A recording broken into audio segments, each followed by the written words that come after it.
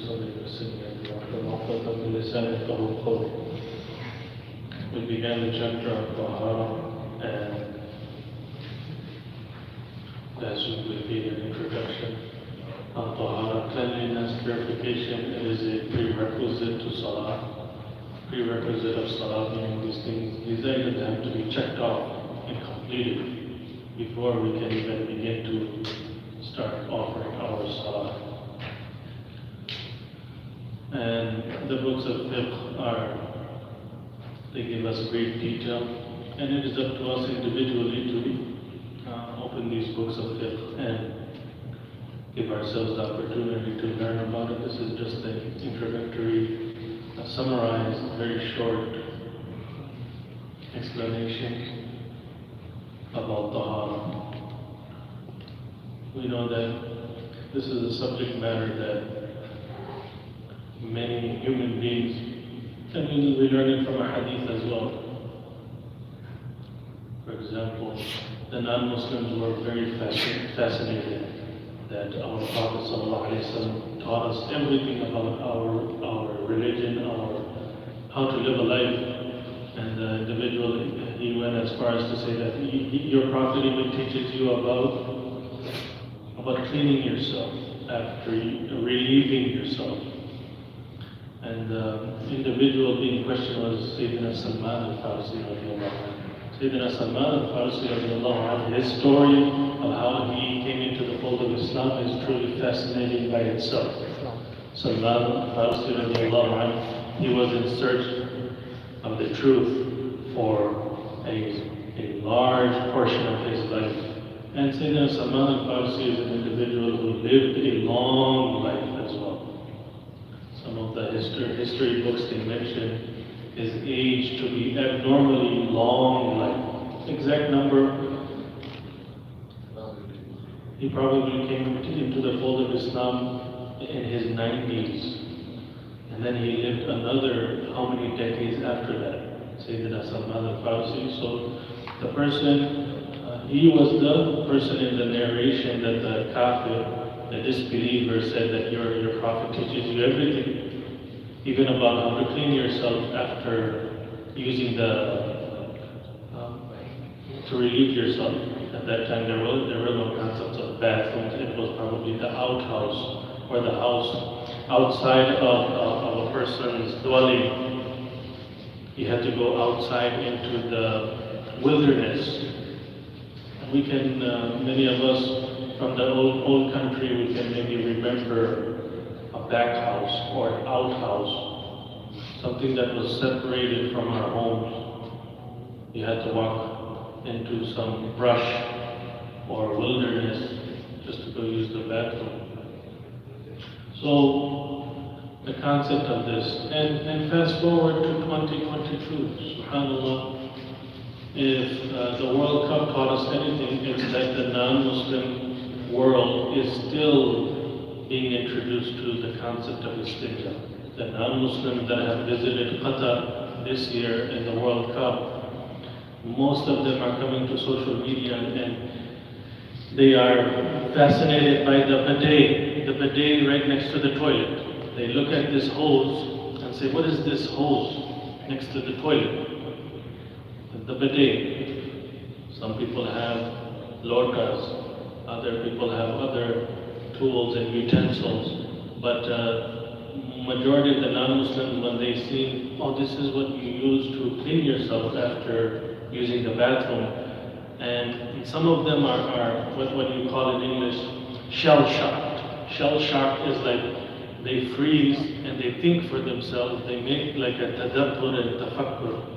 The kafir, the kuffar is making tadabbur and tafakkur that, wait a minute, if the Muslim world is using water and we have been using toilet paper only toilet paper for the last, their whole life, they've been only sufficing on toilet paper, they are truly shocked that we have not been taught how to even use the bathroom properly.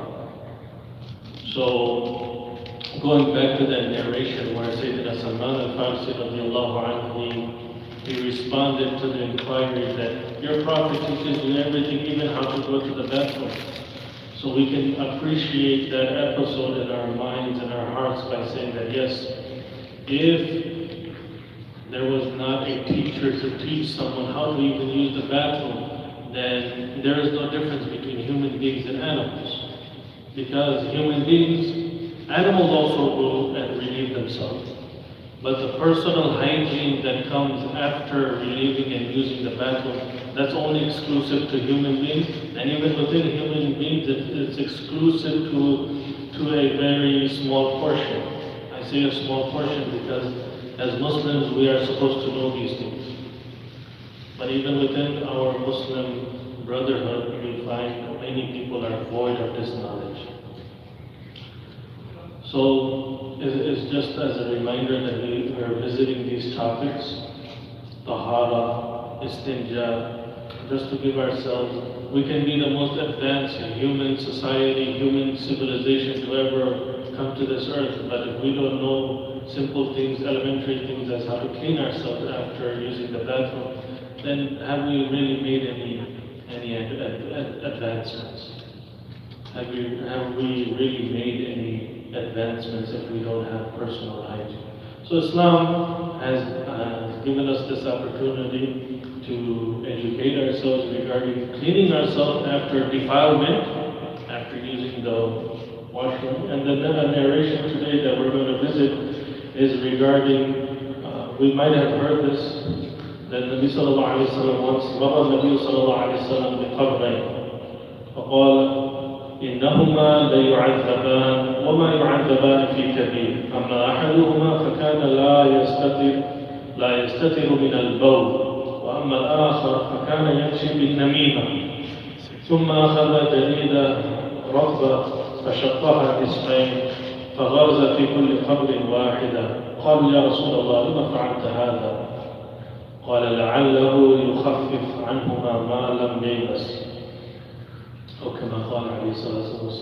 this narration is regarding that once Nabi sallallahu alayhi wa sallam passed by two graves.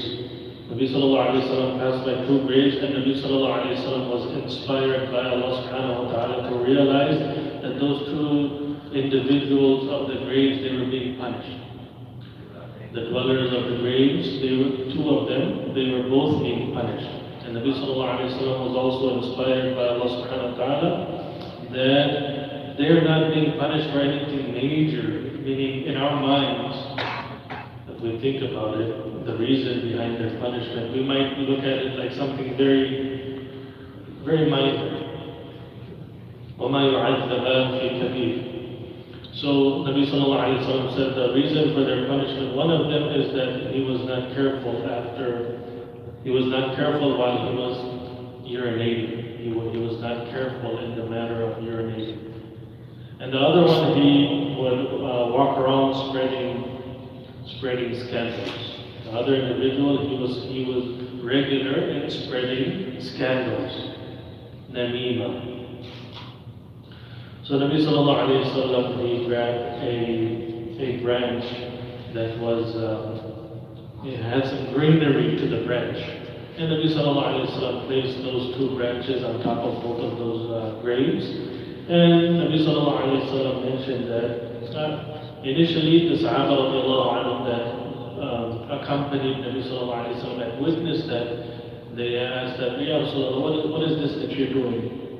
So Nabi sallallahu alayhi wa sallam mentioned that I have hope that at least their punishment should be lightened, so long as these branches do not dry up. As long as they're rotab, they're fresh, they don't dry up, I have hope that Allah subhanahu wa ta'ala will decrease their punishment.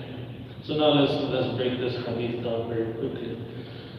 One thing that we can confirm from this hadith is that adab al-qabr is haq, the truth that there is punishment in the grave. And punishment in the grave is not exclusive to the disbelievers only. These two were believers, they were believers.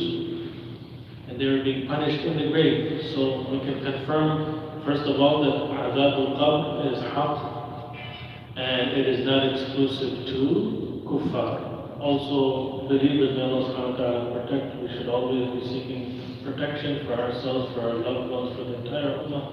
That may Allah subhanahu wa ta'ala protect us and all from azab al-qabr. Sayyidina Uthman radiallahu anhu, he would visit the cemetery and he would cry and cry and cry profusely, uncontrollably. Sayyidina Uthman would cry. And people would become worried about Sayyidina Uthman. Sayyidina Uthman would cry so much. So they asked Sayyidina Uthman radiallahu anhu, why do you cry so much?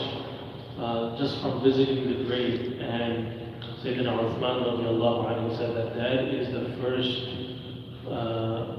introduction to the hereafter. If you get stuck at the first experience is the grave. If you're getting stuck there, then what about the remainder?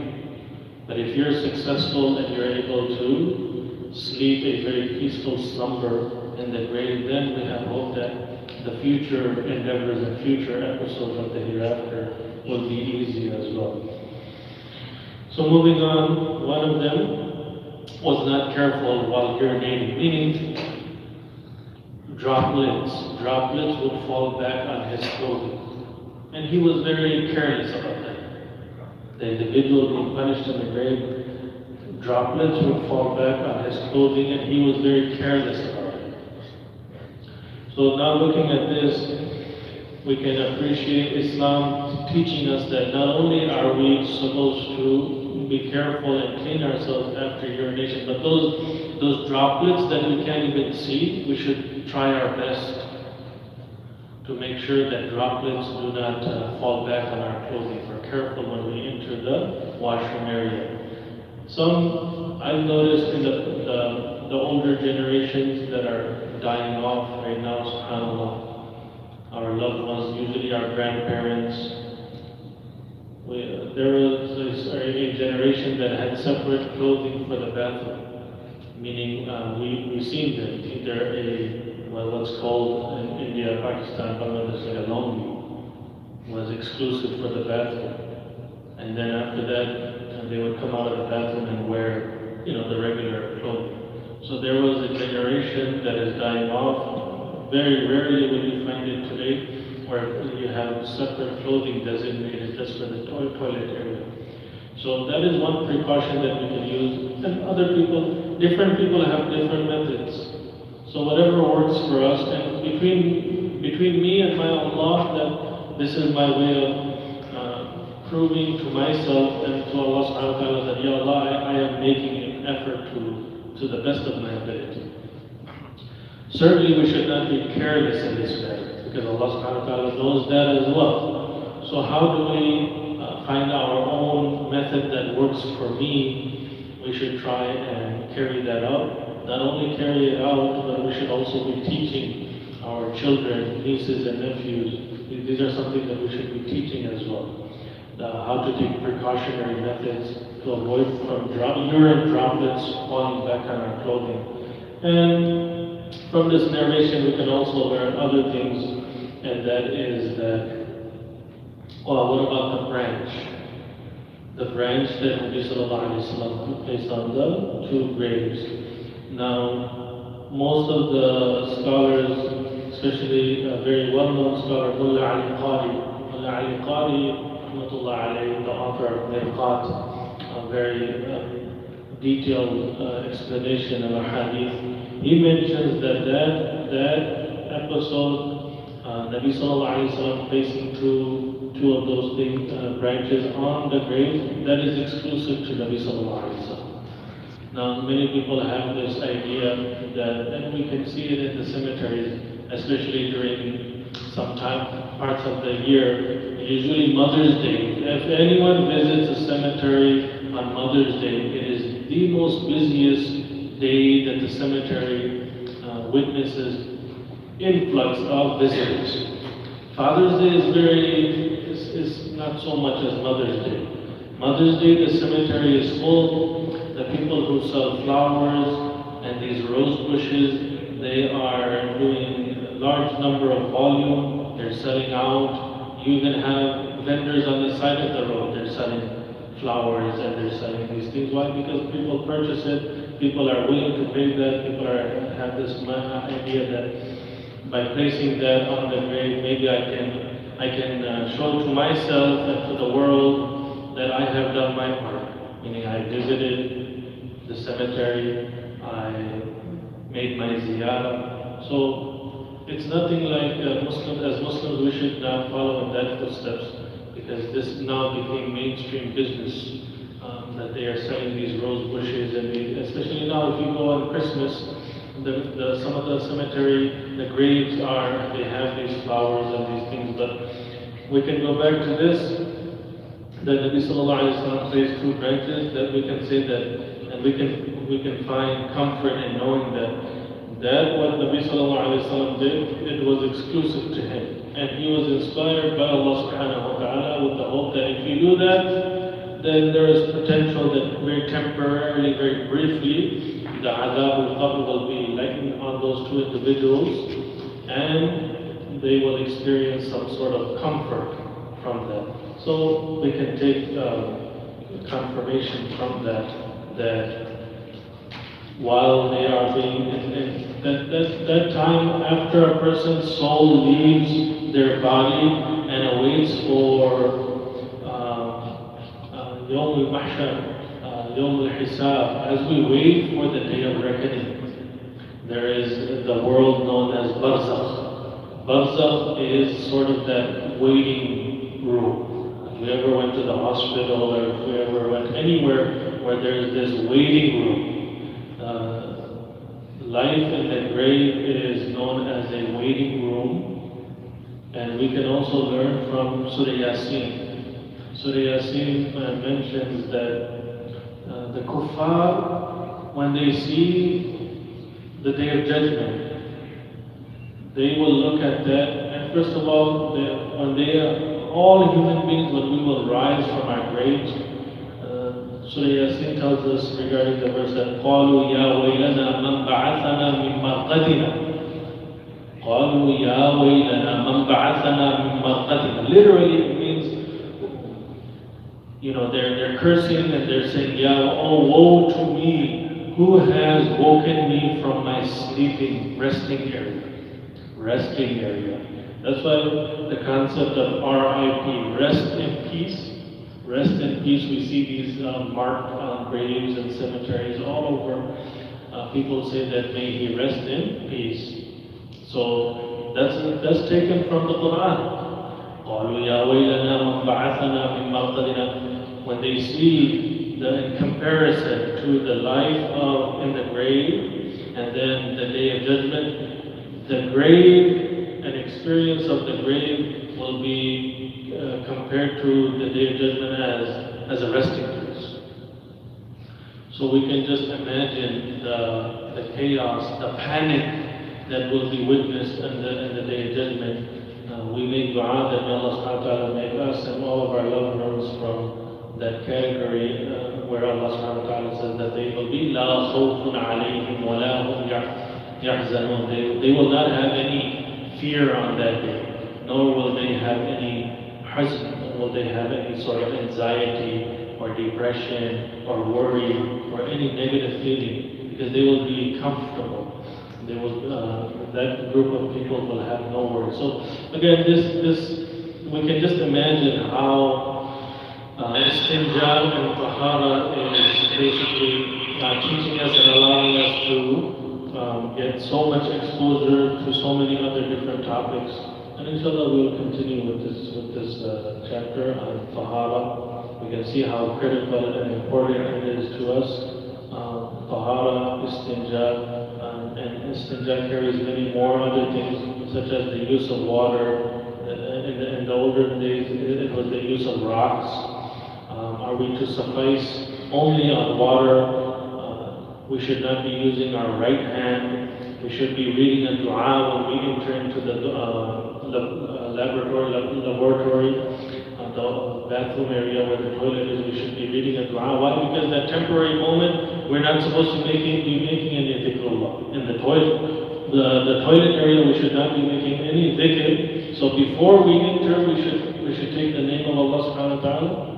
for protection from khubuth and khaba'ith, the shayateen that live in the bathroom, and we should be teaching our children as well. And then also on exiting the bathroom, we should be reading the dua. So there's many, many more things that we can talk about. Inshallah, we'll go over these items next week, inshallah. Tracing them back to our hadith, tracing them back. All of this practice can be traced back to the sunnah of Nabi sallallahu alayhi wa sallam. So, inshallah, we will continue with this topic, inshallah. Wa akhiru da'wana. Subhanallah.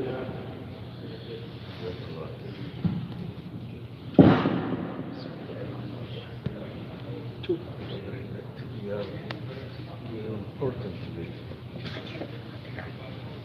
It's one for you and one for you. You need the cell phone. You want the cell phone? Cell phone? Yeah, give him his phone. Oh, you don't want it today. Yeah. You poor person. How come I got two today? Huh?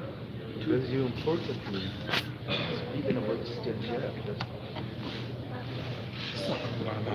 Khattera, they find the hole. oh, yeah. No, Japan, they use it. Japan is clean. Japan, they use it and they use it heated toilet. Yes. No, they are. Heated toilets. Heated toilet, and it's a very high advanced hygienic But system. Japan is a very clean population. I want to stop the That's amazing. When I went over there, I was before. When I went over there, you cannot imagine how quiet comes and all this time, and people waiting for this guy to do this, and oh my God. They have manners. Different animal. Oh, It's a different animal, absolutely different creation. Allah. when did